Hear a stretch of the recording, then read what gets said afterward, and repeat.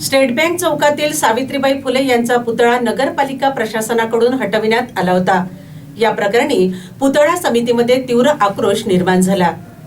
या पुतळा स्थळाची पाहणी करण्यासाठी पुणे येथील महात्मा ज्योतिराव फुले यांच्या 5व्या वंशज नीता होले यांनी भेट देत प्रशासनावर नाराजी व्यक्त केली।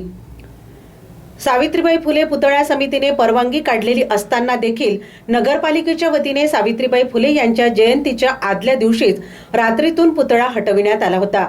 मात्र हा पुतळा का हटविण्यात आला याचा जाब पालिका प्रशासनाला विचारण्यासाठी पुण्याहून यवतमाळ येथे आली असल्याचे मत महात्मा फुले यांच्या वंशज नीता होले यांनी पुतळा स्थळाला भेट देऊन प्रशासनावर नाराजी व्यक्त केली। प्रशासनाने कोणत्या कारणाने पुतळा हटविला याचे लेखी कारण द्यावे। या संदर्भात मुख्यमंत्र्यांची भेट घेणार आहे। जिथे सावित्रीबाई व महात्मा फुलेंचा अपमान झाला त्या ठिकाणी आतापर्यंत संयमाची भूमिका घेतली आहे। ज्या क्रांतिकारकांनी तुम्हाला माणूस म्हणून जगविले तिथे महिला पोहोचू शकत नाही, मात्र आज ज्यांच्यामुळे महिला त्या ठिकाणी पोहोचू शकल्या त्यांच्या पुतळ्यासाठी तुमच्याकडे जागा नाही, असा सवाल नीता होले यांनी उपस्थित करीत प्रशासनावर रोष व्यक्त केलाय। या ठिकाणी यवतमाळकरांना सावित्रीबाई फुले यांची जयंती साजरी करण्यासाठी हा पुतळा हवा होता। प्रशासनाकडे या संदर्भात कुठलेही कारण नसताना पुतळा पुन्हा बसविण्यात यावा, अन्यथा मी इथेच उपोषणाला बसणार असल्याचा इशारा महात्मा फुले यांच्या वंशज नीता होले यांनी प्रशासनाला दिला आहे। यावेळी मोठ्या संख्येने पुतळा समितीचे पदाधिकारी व कार्यकर्ते उपस्थित होते। नीता रमाकांत होले फुले, महात्मा फुले यांची 5वी वंशज। मी पुण्यातून आज इथे हा पुतळा का हटवला हे विचारण्यासाठी आलेली आहे।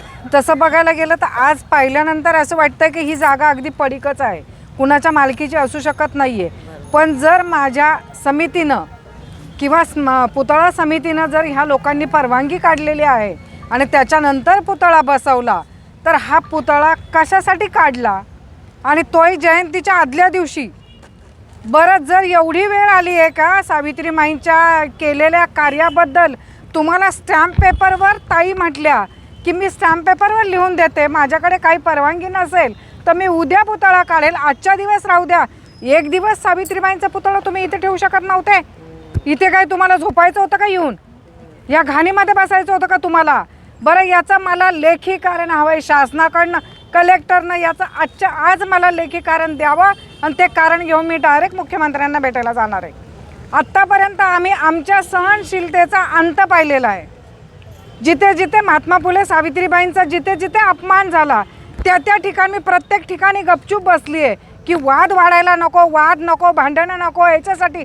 पण किती दिवस महामानवांचा अपमान करणारे ज्या क्रांतिकारकांनी तुम्हाला माणूस म्हणून जगायला शिकवलं, आज महिला जिथे कुठे नाही तिथे पोचल्या, ज्यांच्यामुळे पोचल्या त्यांच्या पुतळ्याला तुमच्याकडे जागा नाही आहे का? नाही आहे।